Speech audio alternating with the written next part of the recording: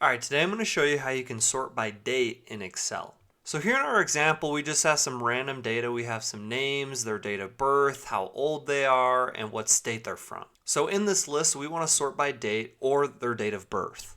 So the way to do this in Excel is actually pretty easy. Basically, what you want to do is you want to select or highlight all of the headers for the data you're looking to sort. So in this case, it would be columns B, C, D, and E. So I would highlight these headers here. Then I would select the data ribbon up here at the top and select filter.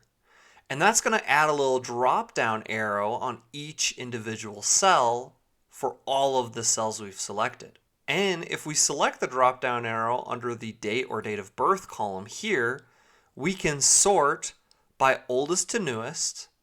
So from oldest to youngest, or we could sort from newest to oldest, sorting the dates how we'd like. Now to remove the filter, all you need to do is go back up to that ribbon. Do is unselect the filter and that will go away, keeping the data sorted how you had selected.